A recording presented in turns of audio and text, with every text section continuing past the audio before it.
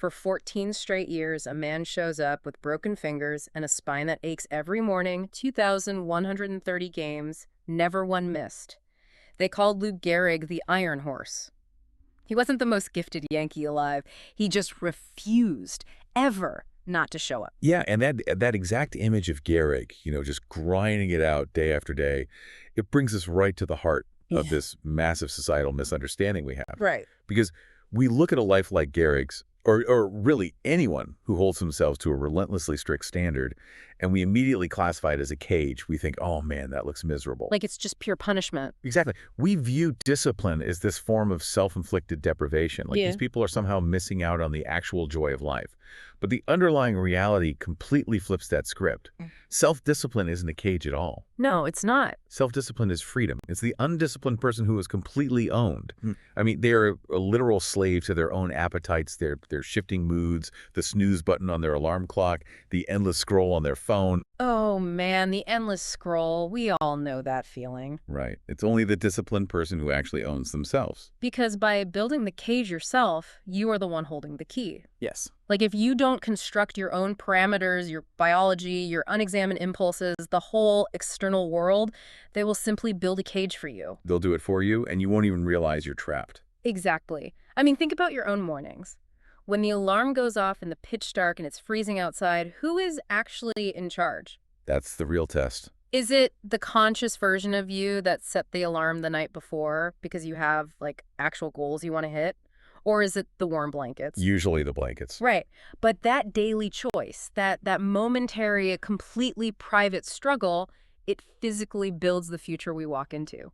Because simply put, discipline is destiny. And Lou Gehrig is the absolute perfect embodiment of that daily choice, just compounding over decades. Like the 2,130 consecutive game streak is so famous, it's almost mythical, right? Yeah, it's just a number on a page to most people now. But the sheer staggering physical reality of the feat gets totally lost in that mythology.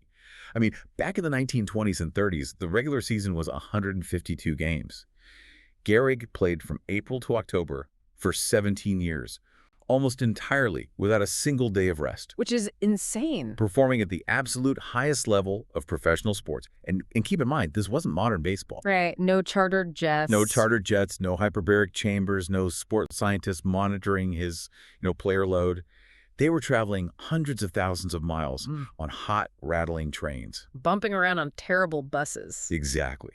And he played through severe fevers. He played through blinding migraines. He suffered from lumbago, too, which is severe lower back pain. Right. And anyone who has ever tweaked their lumbar spine knows it is an accomplishment just to, stand up out of a chair, let alone torque your entire body to swing a heavy ashwood bat against an 80-mile-an-hour fastball. It's agonizing just thinking about it. The mechanics of hitting a baseball require this explosive rotational force from the core and the lower back. Doing that with lumbago day after day is, it's almost incomprehensible. And the medical records we actually have on him are genuinely shocking. Oh, yeah, the hands. Yes. At one point late in his career, doctors took x-rays of Gehrig's hands just to figure out why he was experiencing some stiffness. And they were stunned to find at least 17 fully healed fractures. Wait, 17 separate breaks? 17 separate fractures that had just healed on their own. He literally broke nearly every finger on his hands over the years, never told the manager, never took a day off. Just let the bones fuse back together. Just let them fuse while he kept taking the field. He would just tape the broken finger to the one next to it, pick up the bat, and go to work. That is wild. There is that one specific incident that perfectly captures this whole mindset. He was at the plate, and a wild pitch hit him directly in the head. Oh, this story is crazy. Right, because this was an era long before batting helmets. The impact was so violent, it knocked him completely unconscious. He just lay in the dirt for 5 minutes. Everyone thought he was dead, or at least done for the year. Right. The immediate assumption from everyone in the stadium was that his season, or, at least his month, was over. But the very next day, his head was swollen so severely from the trauma that his own fitted cap wouldn't even go on his head. It didn't fit. So what does he do? He borrows Babe Ruth's larger hat, walks up to the plate with a massive concussion, and hits 3 triples. 3 triples with a concussion. It feels like this deeply blue-collar mindset applied to a highly glamorous profession. Yeah, that's exactly what it is. He wasn't out there acting like a celebrity or some baseball god. He operated with the mentality of, like, a factory worker clocking in. Because of his background? Yeah, he was a first-generation American, the only one of 4 children in his family to survive infancy.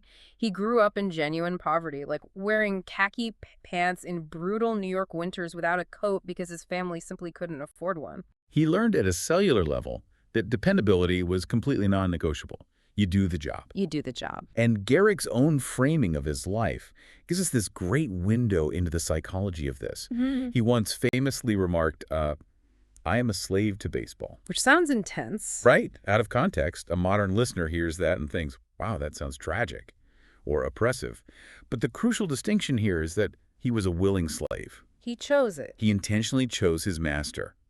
And because he chose his master and respected the grueling demands of the work, he insulated himself from the chaos and the vices that absolutely destroyed the careers of so many of his peers. Yeah, because discipline is rarely the grand cinematic gesture we see in movies. It never is. It's the grueling, deeply unsexy act of showing up on the ordinary, unwatched, rainy Tuesday when you least feel like it. And he had to make that choice early on. There's this brilliant story from his minor league days that really highlights this. Gehrig was in a slump, feeling the pressure, and he went out with some teammates and got incredibly drunk. As minor leaguers do. As they do. But surprisingly, he went out the next day while terribly hungover and played a brilliant game. Like he found that the residual effects of the alcohol actually turned off his overthinking. Oh, it quieted his brain. Exactly. The hangover suppressed his anxiety. But its seasoned coach recognized the exact pathology of what was happening there. He saw the trap. He pulled the young Gehrig aside and gave him this severe warning about the long-term poison of shortcuts. The coach explained the mechanism, like relying on a chemical release or the dulling effect of a hangover. It might work to bypass anxiety for a single afternoon. But treating a symptom with a vice would ultimately destroy his foundational skills and his entire career. And Gehrig actually listened. He processed that warning and dropped the habit instantly.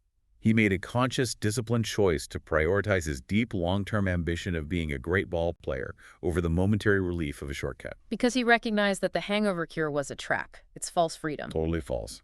The alcohol gave him a temporary release from his anxiety, but it would have eventually demanded ownership of his talent. But wait, here's the tension in Gehrig's story that I keep bumping up against. Okay, what is it? If you are stubbornly playing with 17 broken fingers and stepping into the batter's box with a severe concussion, at what point does that level of grind actually hurt the people around you? That's a great question. Like, is there a point where extreme discipline curdles into just stubborn ego, where you become a liability to the team just to keep your own personal streak alive? It's the perfect question, and the end of Gehrig's career answers it flawlessly. Because his discipline was never rooted in vanity. If we jump forward to 1939, Gehrig is suffering from the early stages of ALS. Which is just a horrific degenerative neurological disease. It is. And though he hasn't received the official medical diagnosis yet, his motor skills are actively failing. He's struggling with basic tasks like just pulling on his uniform pants in the locker room. His swing is losing all its power. And he's still playing. He's still playing. Because he is the iron horse, right? He's gutting it out, trying to find a way to contribute. But then, on this ordinary day in May, he fielded a routine ground ball at first base. It was a play he had made thousands upon thousands of times in his sleep. Right.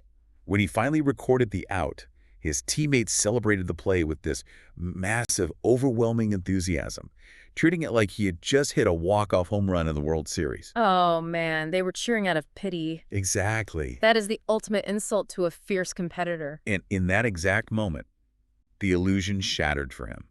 He saw the objective truth of his physical decline. He realized that his failing body was now actively holding the team back.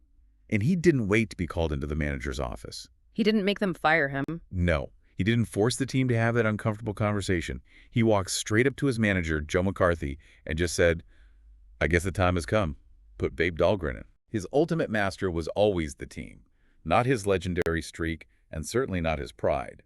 He had the staggering discipline to endure 2 decades of physical pain, but he possessed the even rarer, heartbreaking discipline to walk away when it was the right thing to do. Because the strength to stop is sometimes vastly more demanding than the strength to keep going. Absolutely. And I think that transition perfectly sets up the broader philosophical framework we're exploring here. Gehrig chose to be a willing slave to baseball, so he wouldn't be a slave to his own fleeting impulses or his own fears. That internal battle of choosing your master is arguably the oldest fight in human history. Oh, without a doubt, we can trace this exact internal tension all the way back to the Roman Empire.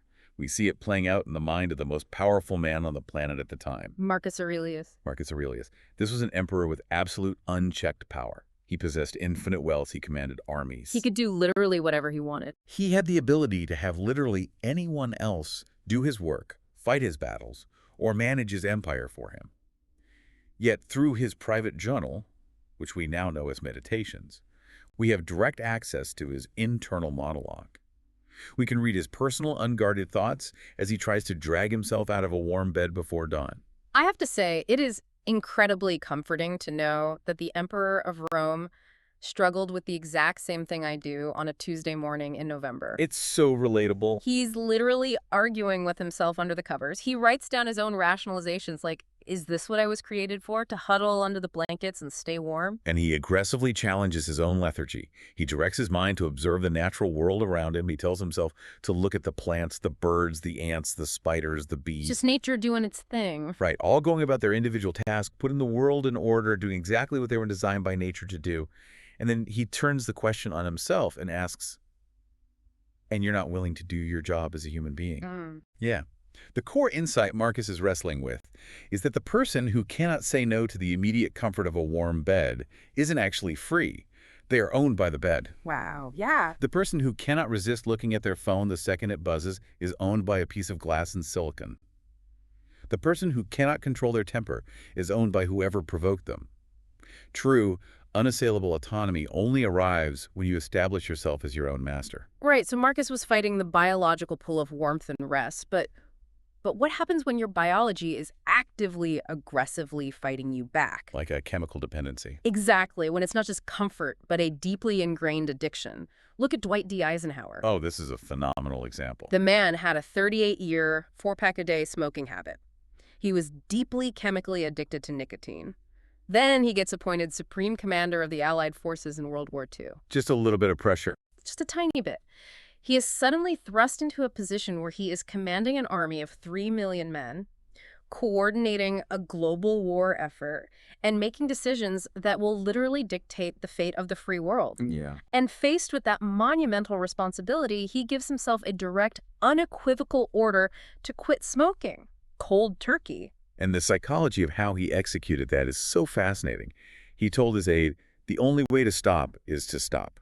There was no tapering off. No nicotine patches back then anyway. No patches, no rationalizing that, well, the stress of the war justified the habit.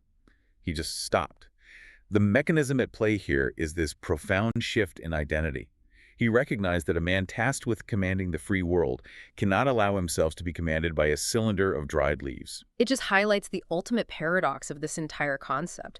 Locking yourself in a rigid, unyielding cage of your own rules is exactly what provides you the keys to walk out into actual, durable freedom. Because if you don't build the cage... If you don't build the cage of discipline for yourself, your nicotine addiction builds it. Your desire for the warm blanket builds it. The algorithm on your social media feed builds it. And because Eisenhower exerted that absolute level of bodily control, he proved to himself that he could trust his own directives. Right. That self-trust enabled him to lead NATO and eventually the United States without being compromised by his own impulses. He conquered the geopolitical world, but only because he conquered his own biology first. Discipline is destiny. To master the mind, the schedule, and ultimately your destiny, you have to start at the foundational level. You have to start with the physical vessel. You'd have to. You simply cannot command a high-performing mind if it is housed in a body that you refuse to command. The material frames this as the first domain, the body. The cold water of a morning shower, the early alarm clock, the plate of food pushed away when you were still slightly hungry. These are not acts of self-flagellation or punishment. Right, it's not about suffering just to suffer. No. They are the practice fields for life's bigger, much more consequential battles. If you can win the battle over your own physical comfort in the trivial moments, you build the neurological pathways required to win when the stakes are massive. Toni Morrison's early career is a complete masterclass in commanding the physical schedule to secure intellectual freedom. Oh, her routine was legendary. Back in 1965, long before she won the Nobel Prize, before she was a household name, she was a 34-year-old single mother of 2 young boys. She was working full-time as a senior editor for Random House in New York. She was busy. She was completely tapped out in terms of time and energy. Her solution was to wake up in the pitch dark. She famously said that the morning light was her signal. Her goal wasn't just to be awake in the light. It was about being present at her desk before the sun arrived. Before anyone else beated her. Exactly. She wrote her early novels before her kids could even utter the word mama, before the massive pile of demanding manuscripts from her day job required her critical attention. And in that incredibly narrow early morning window, she engineered a state of complete freedom. There's a fascinating neurological principle at work here, actually. The neuroscientist Lisa Feldman Barrett describes the brain as regulating a body budget. A body budget, okay. Yeah, think of it like a bank account. Every time you make a decision, filter out a distraction, suppress an emotion, or process external stimuli, you are spending metabolic currency. You are physically depleting glucose in the prefrontal cortex. Which is why you feel so drained after a day of just answering emails. Exactly. If you wait until the end of a grueling day to do your most important work, after making thousands of micro-decisions, your body budget is entirely bankrupt. Your brain simply does not have the resources to resist the impulse to rest. So Morrison has bypassed that entirely. She intuitively understood this science long before it was named. She knew she wasn't particularly sharp or creative after the sun went down. She secured her intellectual freedom by aggressively securing her morning. It's so interesting because we tend to romanticize writing and really creative work in general as this ethereal, mystical act of inspired genius. Oh, totally. The tortured artist. Right. We picture the writer waiting by the window with a cup of coffee for the muse to strike. But Morrison treated the creation of literature like farming. Yes. You get up in the dark to milk the cows, or in her case, to write the American masterpiece. You don't wait for the muse to find you. You trap the muse at 5 a.m. through sheer physical routine. You corner it. Exactly. And mastering the physical domain isn't just about when you wake up. It's about what you demand of your physical form itself. Theodore Roosevelt is one of the most extreme examples of this. Roosevelt's physical transformation is just legendary. He was born with severe, terrifying asthma. Like life-threatening asthma. Right. As a child, his lungs would rebel at the slightest stress or physical exertion, leaving him gasping for air, often feeling like he was suffocating. The medical advice of the era was to accept a sedentary, highly protected, quiet life. Just stay indoors and read? That was the prescription. Instead, at the urging of his father, he chose to aggressively combat his physical limitations. He embraced what he famously called the strenuous life. He built a gymnasium on the porch of his home. He boxed relentlessly. He hiked rugged terrain. He intentionally took freezing swims in the Potomac River. Just forcing his body to adapt. He viewed his weak body not as a life sentence, but as clay that he was personally responsible for molding. And even during his time as President of the United States, managing the affairs of a rapidly expanding global power, he consistently prioritized getting a couple of hours of intense physical exercise in the afternoons. Let's sit with that for a second. A couple of hours of exercise while running the country. Every day. We all tell ourselves we are too busy to go for a 20-minute jog, and the president is blocking out 2 hours for judo and hiking. No excuses. And the contrast between Roosevelt's mastery of his physical vessel and those who surrender to their appetites is incredibly stark. Look at the British monarchy during a similar era. Look at King George IV. Oh, King George IV serves as the tragic, grotesque counterexample to Roosevelt. He had access to the finest resources in the world, yet he was completely enslaved by his appetites. He's the guy who ate the pigeons, right? Yes. His documented daily breakfast consisted of 2 whole pigeons, 3 large steaks, a near-full bottle of wine, and a glass of brandy. For breakfast. For breakfast. He ate and drank with such relentless, unexamined gluttony that he eventually became so morbidly obese he couldn't even sleep lying down in a bed. Because he couldn't breathe. Right, the sheer weight of his own chest would asphyxiate him if he lay flat. His attendants literally had to manufacture a physical stamp for his royal signature because his lethargy was so profound he lacked the physical energy to sign state documents. That is incredibly sad. But we see that same tragic arc in the sports world playing out right next to Lou Gehrig. Babe Ruth was arguably the most naturally talented baseball player to ever live, but his relationship with his own body was catastrophic. Complete opposite of Gehrig. Ruth's idea of a balanced breakfast was a pint of whiskey mixed with ginger ale, followed by massive portions of steaks, eggs, and potatoes.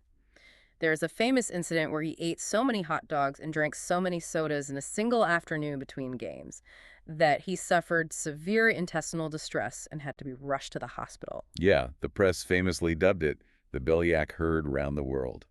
It's funny, but it's also tragic. Later in life, when his body began to fail him rapidly, he actually confided in Gehrig, telling him, "Don't be a sap, keep in condition. I made a lot of mistakes. Later I had to pay for all those mistakes." And Ruth's confession highlights a crucial philosophical point that the Stoics focused on heavily.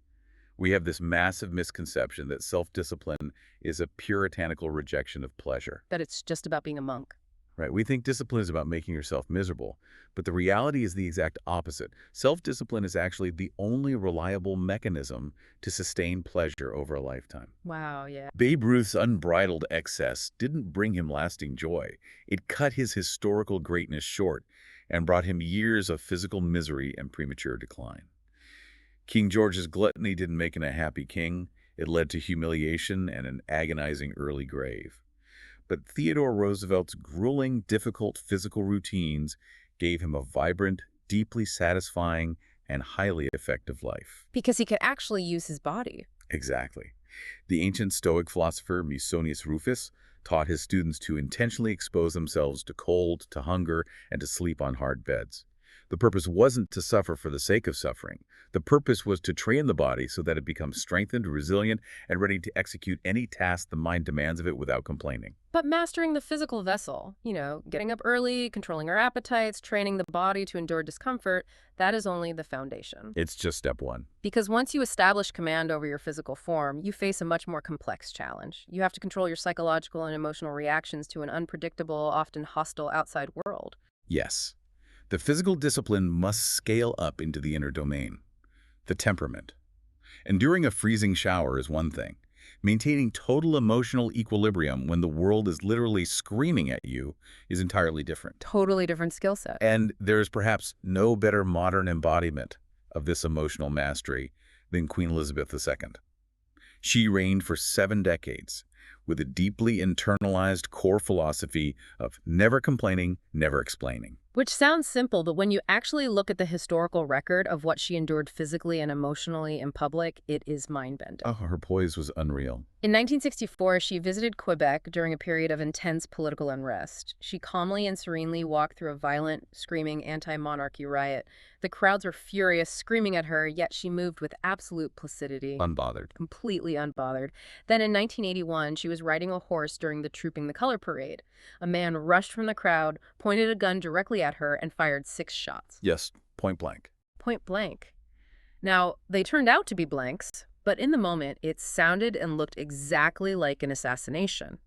And the physiological response to gunfire, like the massive dump of adrenaline, the amygdala hijacking the brain to trigger panic and flight that is almost impossible to suppress. Biology demands that you flinch. Yet she barely flinched. She simply patted her horse to calm the animal, adjusted her posture, and kept riding. It's superhuman.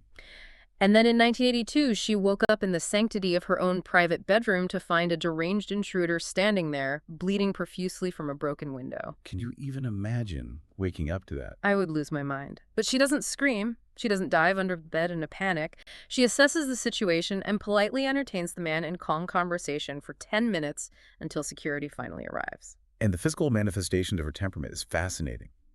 Aides who worked closely with her for decades noted that she was literally never seen sweating in public. Never sweating. Never.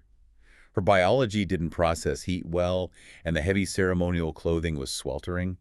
But her absolute poise, her manufactured equanimity, somehow masked the intense physical strain of her grueling schedule. I mean, consider the sheer volume of her engagements. She traveled more than 1 million nautical miles by sea over her reign. That's absurd.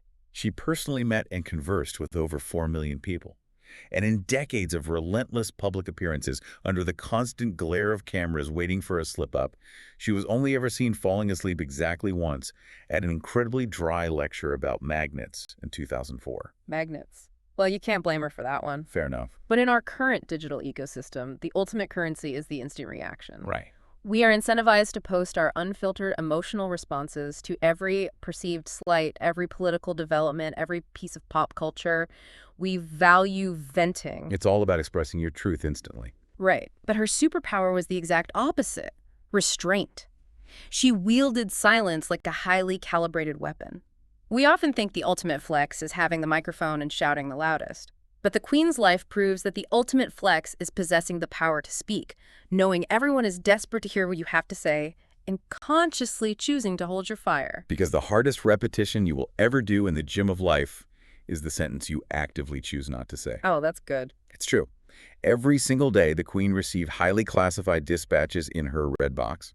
She was briefed on every major crisis, scandal, and geopolitical threat in the United Kingdom and across the globe. She conferred weekly with 12 different prime ministers and met with 14 U.S. presidents.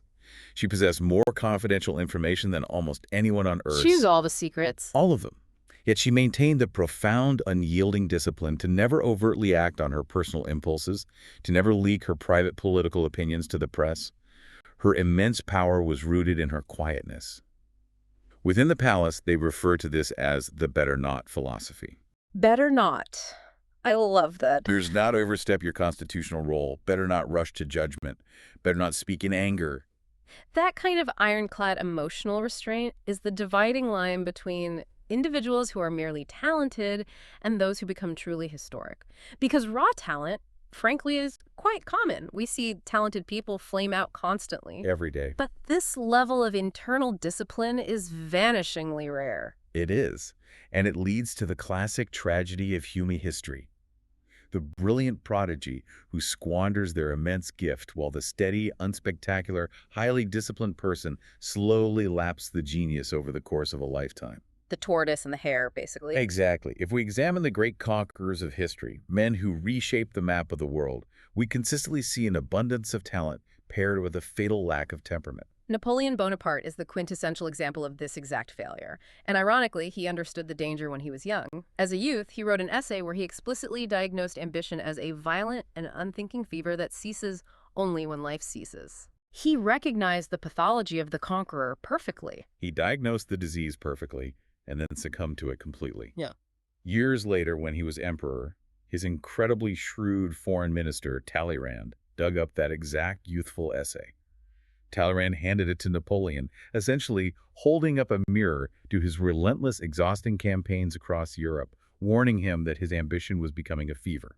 And what did Napoleon do? He violently threw the essay into the fire. He called his younger, wiser self ridiculous.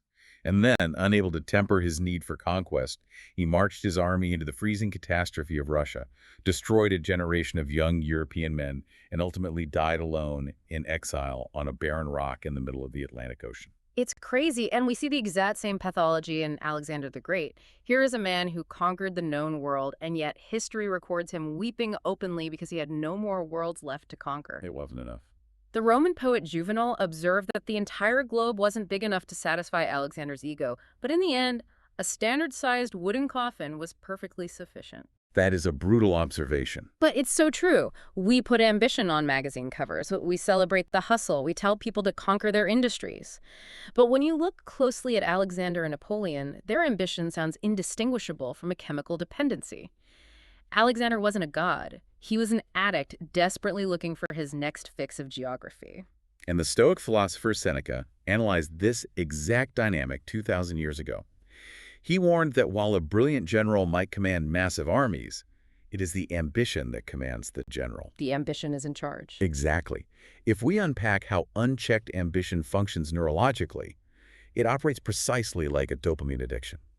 The brain's reward center becomes desensitized to success.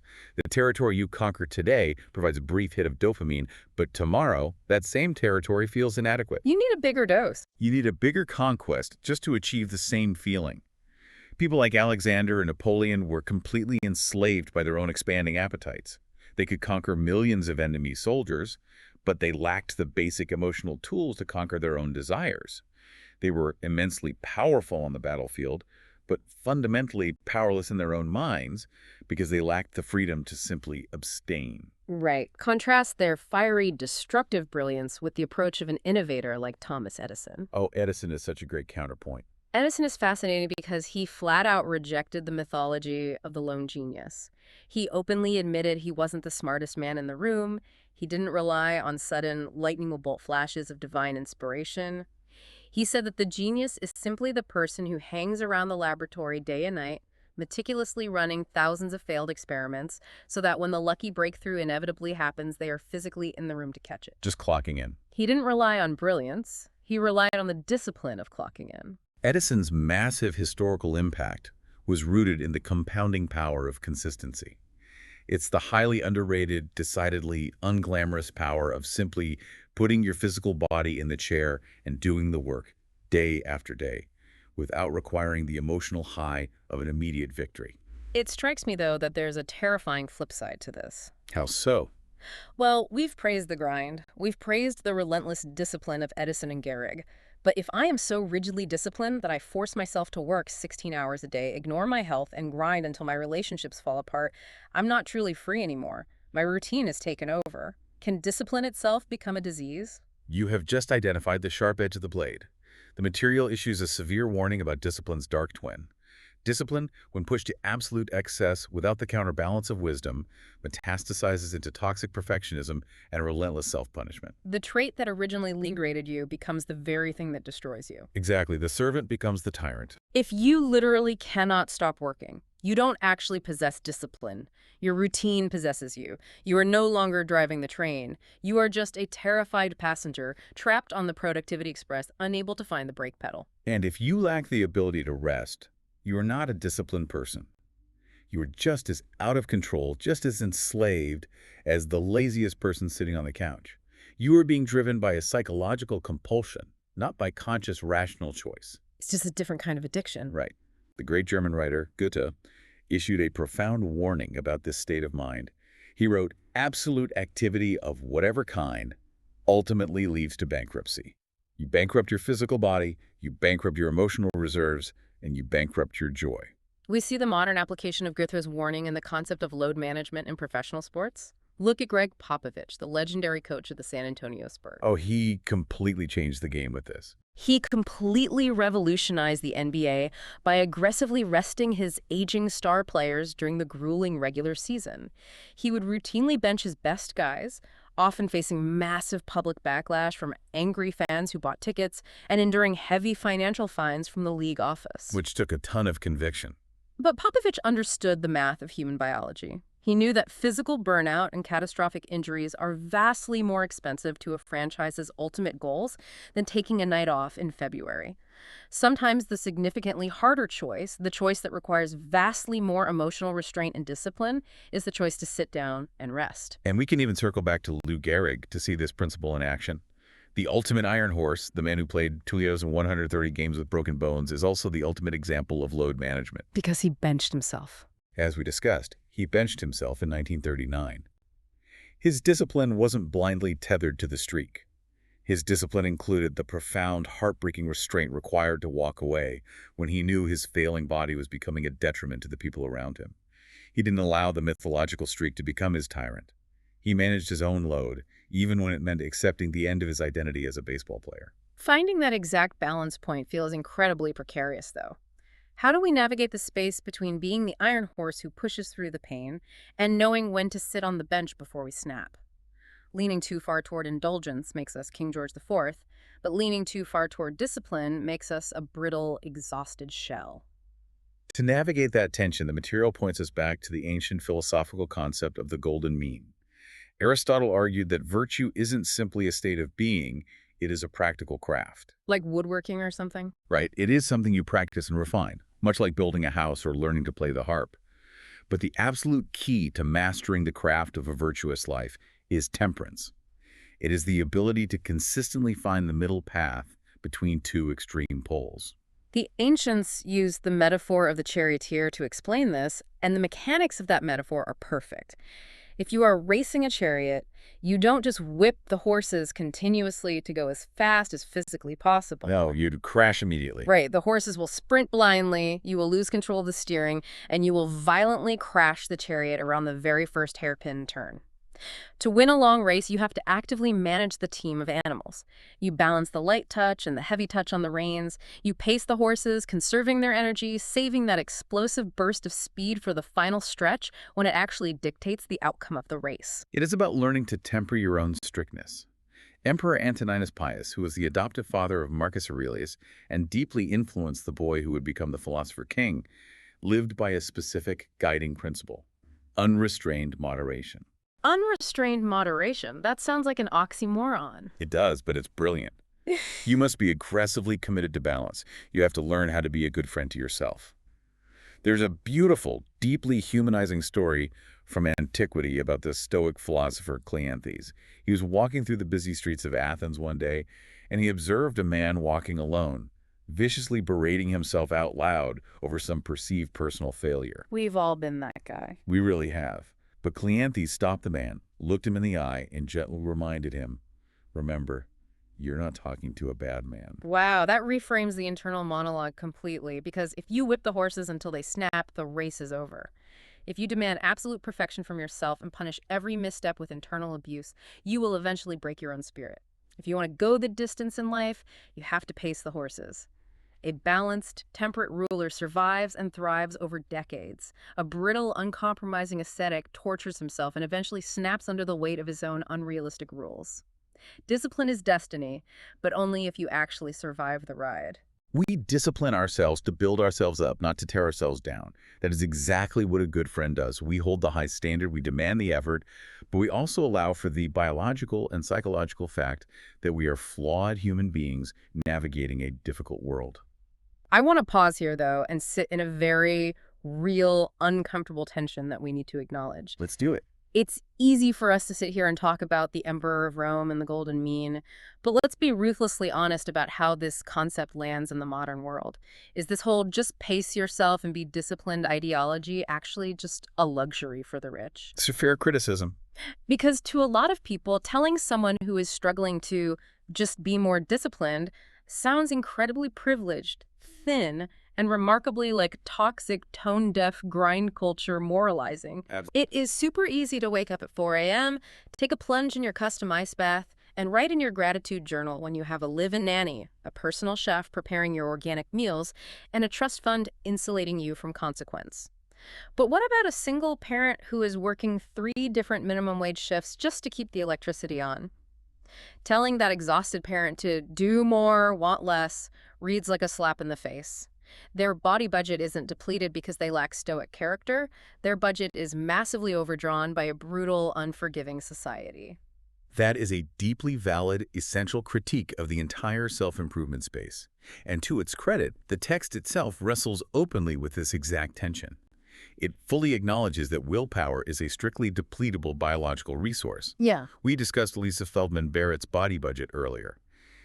If you are physically and financially bankrupt because you are working multiple grueling shifts, constantly worrying about rent, and navigating failing public transit, your prefrontal cortex is exhausted. You literally don't have the energy to choose the salad over the fast food. Your brain literally lacks the glucose required to make optimal discipline choices at the end of the day. The addiction recovery community uses a very practical acronym, HLDA. It stands for hungry, angry, lonely, tired. Right. They teach that when a person is in any of those 4 states, they are neurologically most vulnerable to making a destructive decision or relapsing. Systemic inequity and deep poverty essentially ensure that disadvantaged populations are disproportionately, permanently kept in a state of HL. Exactly. So standing on a stage and preaching stoic discipline and cold showers to someone trapped in systemic poverty feels not just tone-deaf, but actively insulting. It places the moral burden of a broken system entirely on the shoulders of the victim. It absolutely can feel that way, and it is often weaponized exactly like that. But here is the tragic, deeply unfair, yet brutal reality that the material forces us to confront.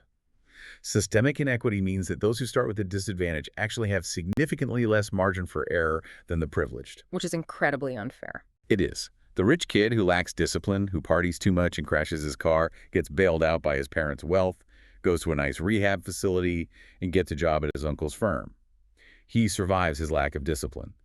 The disadvantaged kid from a poor zip code who makes the exact same undisciplined mistake ends up with a felony conviction, goes to prison, and his life is fundamentally derailed. One mistake destroys everything. The brutal truth is that the marginalized are forced by an unfair society to be exponentially more disciplined just to survive.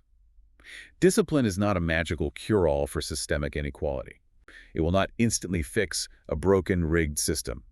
But the total lack of discipline, especially for the marginalized who have no safety net, will absolutely invariably guarantee ruin. Man, that is a heavy, incredibly sobering reality to sit with. The margin for error is just fundamentally different based on where you start. The virtue that you need to save yourself is the very thing you have to grip the tightest, precisely when the entire world is actively working against you. It is the heaviest truth in the book. And when a person successfully navigates that brutal reality, when they manage their exhausted body and their taxed mind against overwhelming odds, discipline scales up into something almost sacred. This brings us to the highest, most profound tier of the concept, the soul, or what the text calls the magisterial domain. This is the culmination of everything. This is where personal, internal self-mastery scales outward into magnanimity, into civic duty, and into a life of service that extends far beyond your own ego. Consider the historical weight of George Washington. After successfully vanquishing the British Empire, Washington stood as the most beloved and powerful man in the Americas. He held the entire continent as his spoils of war. He won. He had the absolute loyalty and backing of the Continental Army. He easily could have allowed himself to be crowned king. He could have established a monarchy and ensured his family ruled North America for centuries. It's the historical equivalent of Washington playing the ultimate geopolitical video game, defeating the final boss, being offered the developer cheat codes to rule the server with absolute power forever, and he just unplugs the console, leaves the room, and goes back to his farm. Exactly. He formally handed in his military commission and his sword to Congress. When King George III of England heard a rumor that Washington planned to surrender his power, the king famously remarked, "If he does that, he will be the greatest man in the world." Washington achieved that greatness because he understood the poison of power that Napoleon ignored. Washington knew the history of the Roman Republic. He consciously modeled himself after Cincinnatus, the legendary Roman statesman who was given absolute dictatorial power to save the Republic from invasion, achieved the military victory, and then immediately and willingly gave up his absolute power to return to his modest plow. He gave it all back. Washington demonstrated the ultimate pinnacle form of discipline. Having the military and political power to do whatever you want, to enrich yourself infinitely, and consciously choosing to give that power away for the greater good of the Republic. The modern corporate world provides a perfect, tragic contrast to Washington in the story of Dov Charney, the founder of American Apparel. Oh, this story is wild. Charney built this massive, globally recognized company on the back of incredibly progressive ethical branding and fair labor practices in Los Angeles. He was a visionary, but as massive success and wealth arrived, he lacked the internal discipline to manage it. He was entirely consumed by his own temptations. He ruled the company like a tyrant, refusing to share power or delegate. Surrounding himself with yes men. Yes, he intentionally surrounded himself with compliant lackeys instead of competent, strong-willed operators who could check his worst impulses. And when his erratic, intemperate behavior finally forced the company's board of directors to act to save the brand, they offered Charney an incredibly generous golden parachute. Just take the money and walk away. Right. They told him to resign as CEO, step back into a lucrative role as a creative consultant, keep his massive stock options, and take a guaranteed $1 million a year salary. All he had to do was surrender the control he was mismanaging. But his ego was so massive, his discipline so non-existent, that he couldn't stomach the idea of anyone else having authority over the empire he built. So what did he do? He chose to launch a scorched earth legal campaign that ultimately destroyed his own company, rather than exhibit the discipline to step back. Washington walking away from a continent versus Charney burning down a t-shirt company because he couldn't share the boardroom. It proves that the history of the world is mostly a ledger of people made significantly worse by the acquisition of power. Power doesn't automatically corrupt you. Power reveals your baseline level of discipline. Whatever you repeatedly do, whatever choices you make in the dark, eventually hardens into who you are when the spotlight turns on. That realization is the ultimate takeaway of all this material. We have to completely reframe our definition. Discipline was never about deprivation. It was never about punishing yourself or missing out on the genuine joys of a well-lived life. It is the exact opposite. It is the literal, non-negotiable price of freedom. The modern world is engineered to constantly try to own you. Yeah, it really is. Tries to own you through algorithms specifically coded to steal your attention, through manufactured political outrage designed to hijack your amygdala, through an endless cheap buffet of sugary appetites, and through sheer grinding economic exhaustion. The self that you can command, the mind and body that you exert ownership over, is the only thing in this universe you will ever truly own. If you refuse to rule yourself, I promise you, someone or something else will gladly step in and do it for you. Because in the end, discipline is destiny.